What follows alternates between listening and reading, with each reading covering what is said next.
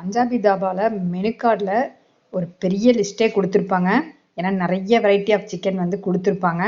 அதில் onion chicken, ginger chicken, garlic chicken, ghee chicken, புதினா chicken, மல்லி சிக்கன், நிறைய வெரைட்டி ஆஃப் சிக்கன் வந்து கொடுத்துருப்பாங்க.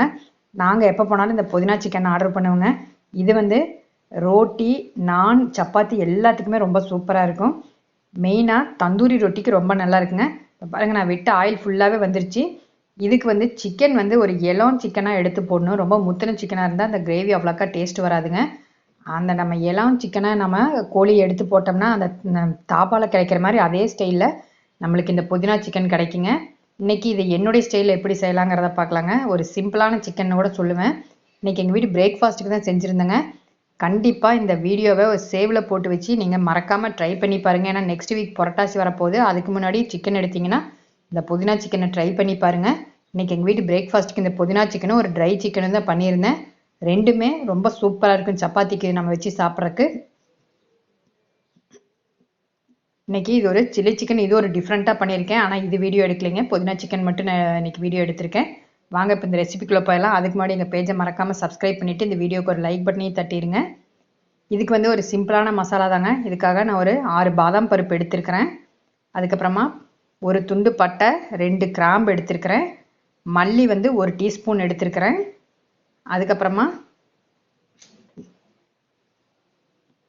இதில் மிளகு ஒரு 1/2 டீஸ்பூன் மட்டும் எடுத்துருக்கிறேன். ஏலக்காய் 2 எடுத்துருக்கிறேங்க. இதை வந்து ட்ரையாக இருக்கிறத ஃபஸ்ட்டு நான் பொடி பண்ணிவிட்டேன். இப்போ இதில் ஒரு பெரிய வெங்காயம், அதுக்கப்புறமா காரத்துக்கு தகுந்த பச்சை மிளகாய் ஒரு 4 சேர்த்திருக்கேன். புதினா தலை சேர்த்திக்கலாங்க. இதில் இஞ்சி பூண்டு சேர்த்திக்கலாம்.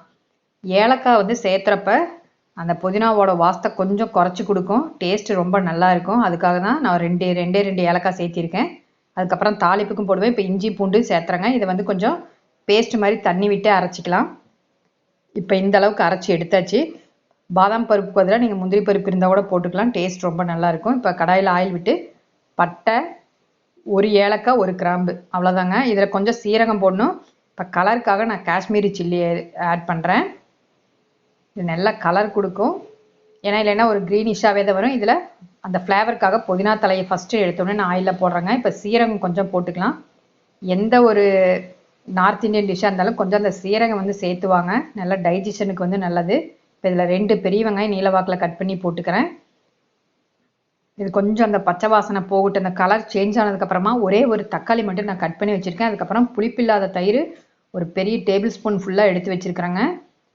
ஏன்னா இது புளிப்போட சேர்த்தனோம்னா இது வந்து நல்லா இருக்காது. கொஞ்சம் புளிப்பில்லாத இருந்தால் நம்மளுக்கு அந்த சிக்கன் வந்து நல்லா ஒரு சாஃப்டாக வேகும். அதுக்காக தான் தயிர் சேர்த்துறது. அந்த தயிர் சேர்த்தனால கிரேவி வந்து நல்லா டேஸ்ட் கொடுக்கும். இப்போ ஒரு தக்காளி வந்து நான் கட் பண்ணி நீலவாக்கில் கட் பண்ணி போட்டிருக்கேன். இதுக்கு தகுந்த உப்பும் கொஞ்சம் சேர்த்திக்கலாம். சட்டுன்னு நம்மளுக்கு வெந்தும் கொடுத்துரும். அந்த சில்லி பவுட்ரு அவ்வளோதாங்க நான் போடுறதே. ஒரு 1/2 டீஸ்பூன் மட்டும் போட்டிருக்கேன், ஏன்னா கலருக்காக. இப்போ நான் தயிர் சேர்த்திருக்கேன். ஆயில்லையே போட்டோம்னா நம்மளுக்கு ரொம்ப க்ரீனிஷாக இல்லாமல் ஓரளவுக்கு நம்மளுக்கு அந்த ரெட்டும் அந்த க்ரீனும் கலந்த மாதிரி காம்பினேஷன் வரும், நல்லாயிருக்கும். இப்போ அந்த தயிர் நல்லா பாருங்கள் வெந்து ஆயிலோடு வந்துருச்சு. இப்போ நான் அரைச்ச மசாலாவை இதுக்குள்ளே போட்டுக்கிறேன். ஏற்கனவே நான் சிக்கனை வந்து வாஷ் பண்ணி வச்சுருக்கேன். இப்போ நல்லா அதை எடுத்து போட்டு மிக்ஸி கழுவுன தண்ணியை மட்டும்தான் நான் ஊற்றணும். 1 கிளாஸ் ஊற்றினா போதும். ரொம்ப தண்ணி மாதிரிலாம் இருக்கக்கூடாதுங்க. ஒரு செமி கிரேவி மாதிரி வரணும் இது. இப்போ இதில் வாஷ் பண்ணி வச்ச சிக்கனையும் ஆட் பண்ணிக்கிறேன். ஏன்னா இது 2 பேர் மட்டும் தாராளமாக சாப்பிட்லாங்க. அந்த அளவுக்கு தான் இந்த கிரேவியை அந்த திக்னஸ் நான் வந்து செய்ய போகிறேன். போட்டுட்டு நல்லா அந்த பச்சை வாசனை போக நல்லா கிளறி, ஃபஸ்ட்டே நான் மசாலா போட்டு நல்லா கிளறி விட்டுட்டேன். அதுக்கப்புறம் தான் இப்போ சிக்கனை போடுறேன்.